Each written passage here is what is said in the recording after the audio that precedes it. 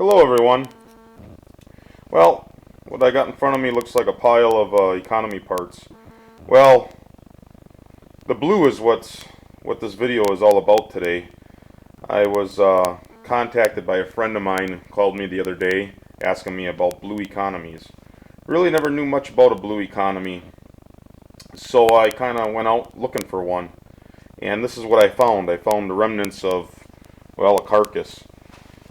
It was deemed to become a pulling tractor someday. The guy took it apart and was going to make a little mini puller out of it. You can see the frame's been cut up and welded, and it's what's left of the rear end and the final drives.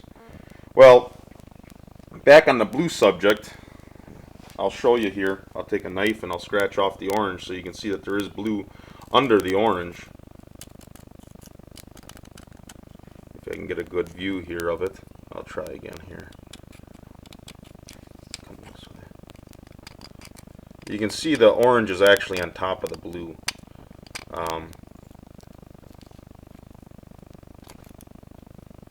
Well,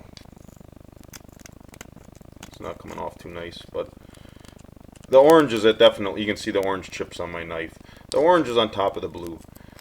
So everybody says, oh, well, it's a prototype rear end. Well, that's just great. You know, I'd love to have something that's prototype. Everybody wants to have something that's a prototype. I just have a hard time swallowing that thought, though. Mainly because I know for a fact Dana rear ends were not in the first Jim Dandies. They were a Ford rear end, Model T, Model A, whatever it was. I have a photo of one here. Now, this is what I call one of the earlier Jim Dandies with the bubble hood, or what I call the bubble hood. And if you look at the photo, you can see it's got the Ford rear end, the classic Ford rear end. This is also stating it's only a 9-horse. The Jim Dandies were always the smaller horsepower. Here's another economy flyer. And in here it shows the Jim Dandy models. These, I believe, are the 10 and 12 horse models. And then it shows the larger Power King models. We'll turn to the back here just to prove that this is a economy rear end. If you read the breakdown back here where it lists the brake drums, it says drum location on JD models will be on the wheel axle. Well, that's what that is. It's on the wheel axle. Then it goes down to say the PK models, which are the Power King models, they'll be on the drive axle. Well, on the Power Kings, this gearbox was actually a lot taller. It was a bigger drop. It had a lot bigger drop on the gearbox. So they extended the shaft out, and they would put the brake drum up here, which the larger Power Kings always had the brake drum up above. So, I mean, it's all fine and dandy. I got a prototype rear end. But I have a problem with that. I just don't believe it. Especially because this rear end is somewhere in the 60s. And it's a Jim Dandy. And the friend that called me about the blue tractors, his dilemma is he's got a blue front axle. But that's the only thing blue on his whole tractor is the front axle. And he also manages to have a complete gearbox, or not gearbox, transmission, Borg-Warner transmission. The lower casting is blue, upper casting is orange, like they're a mismatch. They could have been, somebody could have mismatched them together, but how come the lower doesn't have any orange paint on it? It's only blue, the lower case of the gearbox. I wish I had a photo of it, but I don't. So, what I'm going to try to do in this video is prove a theory. Not saying it's right, not saying it's wrong, but it's my theory at least. And it's mainly because I know the history of the family. Not that I'm close with the family at all, but I've been to enough shows in Wisconsin, and that's where I'm from. And some of the ancestors of the descendants of economy show up at the shows and they'll talk. Well, long story short, Economy, Page, Reddy, and Pioneer Manufacturing were all family relation. They were all related, whether it was blood, marriage, whatever, cousins. So I have reason to believe they possibly shared ideas, shared ingenuity, maybe shared parts. I'll switch over here to the other rear end I have. So now it looks like I have two prototype rear ends. Still can't believe that. I really have a hard time believing that. Especially since this one here, it really doesn't have much orange on it at all. It's mainly all blue. In fact, if you go back on the cover back here and you try to scrape on it, all it is light blue to dark blue. I mean, you get blue paint off, but there's nothing orange. A little dad of orange there is from the knife from the last time, but I mean, I'm down to bare metal right there. It's just all blue. Never been orange. Now the only place on this rear end that you see any orange is on this one wheel hub, and it's only on this wheel hub. If you take a knife, you can actually scrape off the blue, and you'll come down to orange. Let me get it in the light a little better.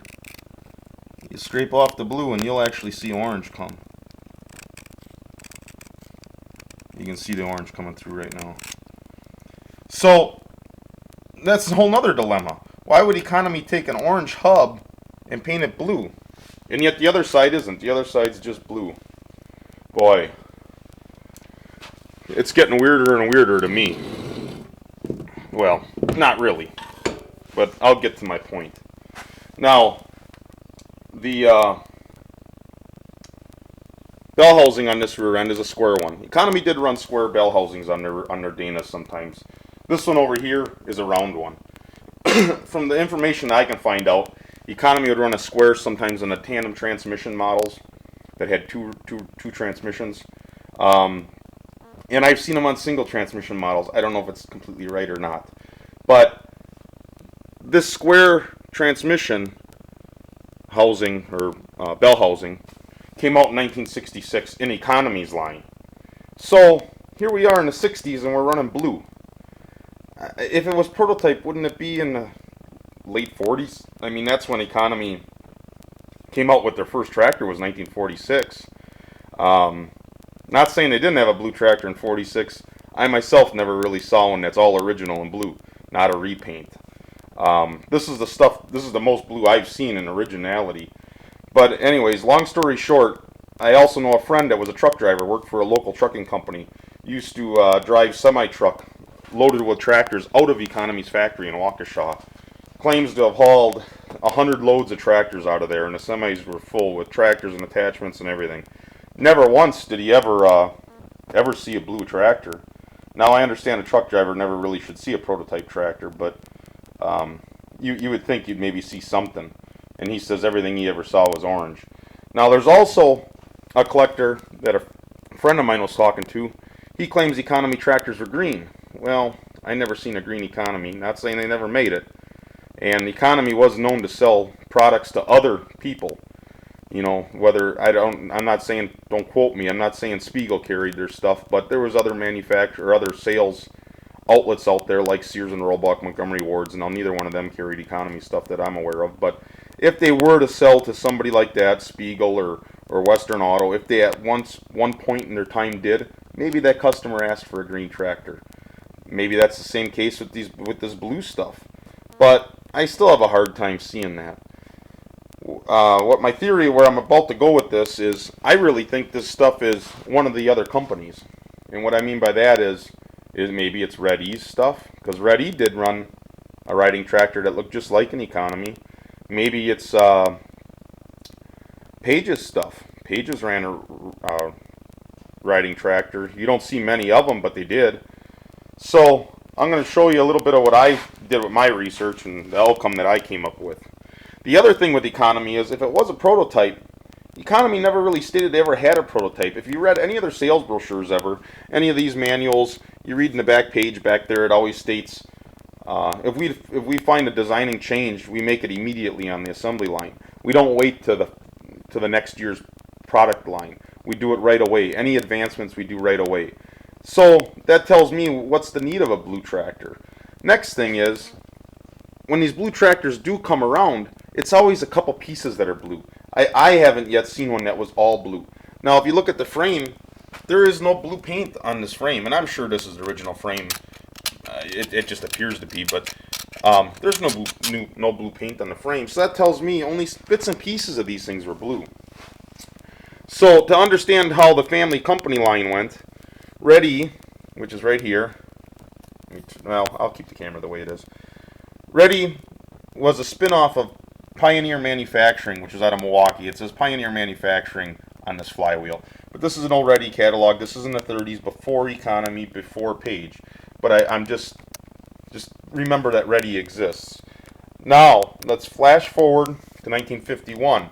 They still didn't really have an economy looking tractor yet, but they started to in 51. I'll show you a picture. I wish I had a better picture of one, because later on, by the mid-50s, they actually were using a Ford rear end, and they were using a Borg-Warner transmission. So they looked a lot more like an economy. I understand this one doesn't, but it's the closest thing that I have for right now. Now Page, everybody's aware of Page riding tractors to look like this one. Now Page did make a front engine rider, and you just don't hear about them, you don't see about them, they're kind of rare. But I do manage to have a photo of one here. Right here's a picture of a front engine rider that I took at a show, probably 15 years ago. And I don't know if the colors look to be about right. I don't know if they're always two-tone blue, but you know, it's starting to look more like that one to me. Now, here's an original Page decal that I have taken on a hood. You can see the blue is original. It's faded. Now, granted, you're getting the distortion of the picture and all that, but the blue looks pretty similar to the blue on that transmission.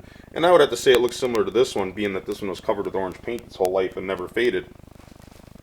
To understand Page a little better, which a lot of people forget about Page because it was such a small manufacturer, but about 15 years ago, the Vintage Garden Tractor Club had a little write-up on Page tractors, and I have it here. And the interesting thing is, it actually coincides with what I'm saying. The factory site was 1910 South 81st Street. Well, if you flip back to Red E's stuff, when Red E first hit the market, they were actually sharing the same factory. On the early Red E paperwork, it'll say 1910 South 81st Street, Milwaukee, which is actually like West Allis. It's right on the cusp of both. But anyways, long story short, so that shows the relevance of these two companies sharing the same building. Now, if you keep reading in this history, this brief history, it says in 1966 they went out of business, and it was bought up by the Lang Lift Company. They continued to sell parts for a little while under Page's parts list and stuff like that, but Lang pretty much ended it, and it was sold at auction, this also states. So my question is, did Economy's owners go over there and go buy stuff from their own family's estate auction? I think it very well possibly did, and maybe they put the transmissions into, or rear ends and transmissions and front ends and that stuff into their own tractors and sold them. This history gets real interesting when you read down at the bottom. They tried to save their company by, in 1966, coming out with two new tractors, a 10-horse and a 12-horse model, which were front-engine riders. Now, well, this is another little Page flyer showing that Page and Pioneer Manufacturing, all in the same building. Now, Pioneer Manufacturing, we also know, was linked to Red E. Just keep that all in mind. And it was also linked to Economy. Now, here's another Page flyer showing their walkers. There's that blue paint again, the infamous Page blue. Now, there's no need to really go through here because it's all walkers. Now, here's an orange Page catalog. Why it's orange, I don't know. I'd love to know why. Maybe they were trying to compete with Economy, trying to save their butt before they folded in 1966. But the nice thing is this is a very rare brochure that's showing the front engine riders. I'm borrowing a lot of this Page brochures from a friend of mine. As you open the catalog, you notice they're all lower horsepower. 6 horse, 9 horse.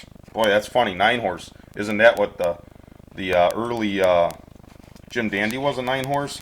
I understand they're different maker motors, but it's still it actually looks kind of like a Red E front axle. If you look at a lot of the riding Red E's, looks like a riding front axle. Economy kind of base frame here. Now, if we flip back to this one in particularly, you'll see the Borg-Warner transmission right there, which just screams Economy. Now, the shifter lever's longer. That don't mean a whole heck of a lot. You look at the rear hub, boy, it looks like the rear hubs on these tractors. It sure does to me. I don't know. I'm a firm believer that when Page went out of business, these parts got bought up. Economy reshot them in 1966, since it seems to be a lot of the Jim Dandies that are popping up in blue, and that's what Page would have had. Page didn't have any big tractor like a Power King, so that's my thought. Is it's just Page leftovers? Thanks. Bye bye.